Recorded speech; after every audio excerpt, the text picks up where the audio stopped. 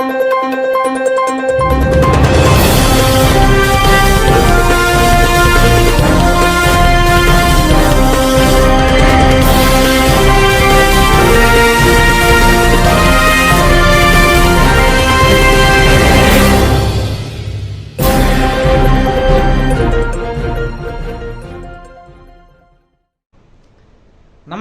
A1 Shri మీడియాకు స్వాగతం. ప్రతి క్షణం సామాన్యుల పక్షం. నేటి వార్తా విశేషాలు. ప్రస్తుత కంప్యూటర్ యుగంలో నీవు ఏం కావాలని విద్యార్థులను అడిగితే నేను డాక్టర్ని కావాలి, నేను కలెక్టర్ని కావాలి, నేను లాయర్ని కావాలని ఇలా రకరకాల తమ కోరికలను తెలియపరుస్తారు. అంబానీ అయినా, అమెరికా ప్రెసిడెంట్ అయినా, లాయర్ అయినా, కలెక్టర్ అయినా, డాక్టర్ అయినా రైతు పండించిన పంటనే తినాలి. రైతు లేనిదే రాజ్యం లేదు. ఇది అక్షర సత్యం. సినిమా డైరెక్టర్లు నష్టపోతారని వారు అడిగిన వెంటనే టికెట్ ధరలు పెంచుతారు. కానీ దేశానికి అన్నం పెట్టే రైతు గిట్టుబాటు ధర కల్పించమని దళారీ వ్యవస్థను నిర్మూలించి రైతు ఆత్మహత్యలు అరికట్టాలని ఎంత ప్రాధాన్యపడినా ప్రభుత్వాలు స్పందించవు. వీటిని అన్నింటినీ గ్రహించిన ఒక యువ రైతు రాష్ట్రంలోని రైతుల కష్టాలన్నీ తన కష్టంగా భావించి ఎద్దుల బండ్లపై వినూత్న రీతిలో విజయవాడకు బయలుదేరారు. శ్రీ సత్యసాయి జిల్లా పరిగి మండలం శాసనకోట గ్రామం నుండి యువ రైతు నవీన్ కుమార్ వినూత్నంగా రైతుల సమస్యలపై ప్రజలలో అవగాహన కల్పిస్తూ ఎడ్ల బండ్లపై యాత్ర చేపట్టారు. శాసనకోట నుండి విజయవాడ వరకు ఎడ్ల బండి యాత్ర నవంబర్ 17వ తేదీన తన సొంత గ్రామం నుండి బయలుదేరారు. ఈ యాత్రలో భాగంగా మార్గం మధ్యలో రైతులను కలుస్తూ వారితో చర్చించుకుంటూ అన్ని సమస్యలను మన గౌరవనీయులైన ఉప ముఖ్యమంత్రి పవన్ కళ్యాణ్ గారిని కలిసి రైతుల సమస్యలను, తన డిమాండ్లను విన్నవించుకోవడం జరిగిందని నవీన్ కుమార్ తెలిపినారు.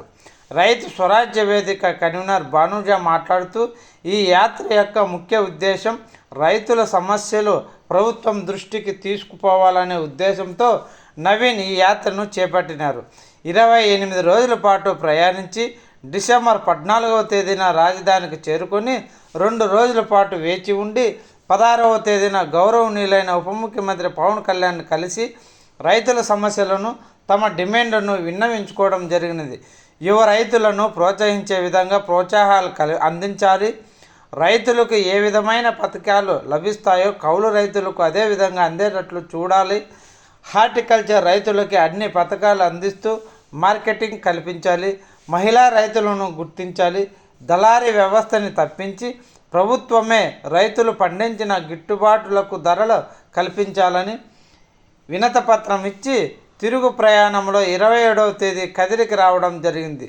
ఇంత కష్టపడి రైతు సమస్యల పరిష్కారం కోసం ప్రయత్నం చేసినందుకు రైతు కష్టాలు తెలిసిన రైతు స్వరాజ్య వేదిక కన్వీనర్, రెడ్స్ NGO డైరెక్టర్ చెరు భానుజా, ఆమెతో పాటు రెడ్స్ సిబ్బంది ఆయనకు ఘన స్వాగతం పలికి దుస్వాల్వా కప్పి ఘనంగా సన్మానించి ఆయనను అభినందించారు.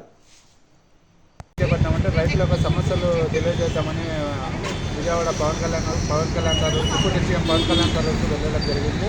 అక్కడ మన రాష్ట్రంలోనే కాదు, మన జిల్లాలో కూడా ఎక్కువగా రైతులు ఆత్మహత్యలు చేసుకుంటున్నారు. కాబట్టి ఈ ఆత్మహత్యలు ఇలాంటివన్నీ నిలుపుకోవాలంటే ప్రభుత్వం ఆదుకోవాలి. కాబట్టి వ్యవసాయాన్ని, రైతులు కూడా ఆదుకోవాలా. గిట్టుబాటు ధరలు లేవు, కౌలు రైతులని ఆదుకోవాలా. పవన్ కళ్యాణ్ గారు అయితే అధికారంలో లేకున్నప్పుడు కూడా 2022లో కౌలు రైతులకు ఆదుకున్నాడు. ప్రభుత్వంలో ఉంది కాబట్టి ఇంకా ఏమన్నా రైతులకు మంచి చేస్తారు అనే ఉద్దేశంతోనే మనం ఈ ఎద్దుల బండి యాత్ర పవన్ కళ్యాణ్ గారు వరకు వెళ్ళడం జరిగింది. యాత్ర చేపట్టడం ముఖ్య ఉద్దేశం ఏమి? ఈ యాత్ర చేపట్టిన ముఖ్య ఉద్దేశం ఏమంటే రైతుల యొక్క సమస్యలు, రైతులు ఎవరు అంటే వ్యవసాయంలో లాభం లేక అందరూ పల్లెల్లో అంతా వ్యవసాయం వదిలేస్తూ ఉన్నారు. అట్లా వ్యవసాయం వదిలేసుకుంటూ వెళ్ళిపోతే భవిష్యత్ తరాలకు మంచి ఆహారం కావాలా అంటే ప్రభుత్వం కూడా ముందుకు రావాలా. రైతు పండించిన పంటకు గిట్టుబాటు ధరలు లేవు కాబట్టి, దాంట్లో ఆదాయం లేదు కాబట్టి రైతులు కూడా వ్యవసాయం వదిలేస్తూ ఉన్నారు. అందుకే ప్రభుత్వం కూడా ఆదుకొని గిట్టుబాటు రేటు ఇవ్వడమే కాక యువ రైతులకు వ్యవసాయం వైపు ప్రోత్సహించాలి. అలాగే రైతులకు కూడా పరికరాలు ఇలాంటివన్నీ సబ్సిడీ రూపంలో ఇస్తే రైతులకు కూడా మేలు జరుగుతుందని ఉద్దేశం. మీరు ఏం చదువుకున్నారు? నేను ITI చేసినాను. మేము రైతు స్వరాజ్య వేదిక కూడా ఆయన వెల్కమ్ పలకడం జరిగింది. అంతేకాకుండా ఆయన చెప్తున్న విషయం ఏమంటే ఒక 45 రోజులు ఒక పేద రైతు, యువ రైతు 500 మంది రైతులను కలిశాడు. అందరు రైతుల సమస్యలు తెలుసుకున్నాడు. ప్రభుత్వంలో యువ రైతులు ఆయన చెప్తున్న డిమాండ్లు ఒకటేమో యువ రైతులందరూ కూడా సాఫ్ట్వేర్ ఉద్యోగాలకు పోతే మీ అందరికీ కింద ఎక్కడి నుండి వస్తుంది, పండించే రైతు ఖచ్చితంగా వ్యవసాయంలో రావాలి, యువ రైతు వ్యవసాయంలో రావాలంటే వాళ్ళకు ప్రోత్సాహాలు ప్రభుత్వాల నుండి ఉండాలి అనేది మెయిన్ డిమాండ్ అయినది. ఇంకోటి బండి చుట్టూ కూడా ఎడ్ల బండిలో వెళ్లే ముందు బండి చుట్టూ కూడా ఇట్లాంటి మంచి సమాజానికి ఒక సూచనలు ఇచ్చే స్లోగన్స్తో ఫ్లెక్సీలతో మొత్తం చుట్టేసుకున్నాడు. ఆయన గార్లదిన్ని ఎంటర్ అయినప్పుడు ఈటీవీ వాళ్ళు, తర్వాత రెడ్ సంస్థ నుండి మేము రైతు స్వరాజ్ వేదిక కూడా ఆయన్ను వెల్కమ్ పలకడం జరిగింది. అంతేకాకుండా ఆయన చెప్తున్న విషయం ఏమంటే ఒక 45 రోజులు ఒక రైతు, పేద రైతు, యువ రైతు రోడ్డు మీద ఎడ్ల బండిలో అమరావతికి చేరుకొని ప్రభుత్వానికి ఈ సమస్యలన్నీ విన్నవించాలని వెళ్ళినప్పుడు ఒక 2-3 నిమిషాలే పవన్ కళ్యాణ్ గారికి దృష్టికి వెళ్ళడం జరిగింది. పూర్తిగా ఆయనకు సమాచారం ఇచ్చే పరిస్థితి కూడా అక్కడ లేదనమాట.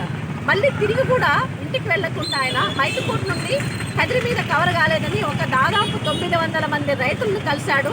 అందరు రైతుల సమస్యలు తెలుసుకున్నాడు. ప్రభుత్వంలో యువ రైతులు ఆయన చెప్తున్న డిమాండ్లు ఒకటేమో యువ రైతులందరూ కూడా సాఫ్ట్వేర్ ఉద్యోగాలకు పోతే మీ అందరికీ కింద ఎక్కడి నుండి వస్తుంది, పండించే రైతు ఖచ్చితంగా వ్యవసాయంలో రావాలి, యువ రైతు వ్యవసాయంలో రావాలంటే వాళ్ళకు ప్రోత్సాహాలు ప్రభుత్వాల నుండి ఉండాలి అనేది మెయిన్ డిమాండ్ అయినది. ఇంకోటి వాళ్ళ నాన్న చనిపోతే ఆ ఉద్యోగం ఈయనకి ఇస్తే ఆ ఉద్యోగానికి వెళ్ళలేదు. ఎందుకయ్యా వెళ్ళలేదంటే మా ఊళ్ళో ఉన్న 2800 ఎకరాల్లో 5 మంది మాత్రమే సాగు చేస్తున్నారు, నేను కూడా వెళ్తే సాగు చేసే వాళ్ళు ఉండరు, అందుకనే వెళ్ళలేదు అని అంటున్నారు. ఇంత మంచి ఉద్దేశంతో చేస్తున్న నవీన్ రైతుకి ప్రోత్సాహం ఇచ్చే విధంగా మీడియా, సమాజంలో ఉన్న ప్రతి ఒక్కరూ రైతులందరూ ప్రోత్సహించాలి. ప్రభుత్వం కూడా ఒకవైపు ఈయన చేసిన కష్టానికి ఖచ్చితంగా ముందుకొచ్చి చేయాలనేది మా రైతు స్వరాజ్య వేదిక నుండి కూడా విన్నవించుకుంటున్నాం.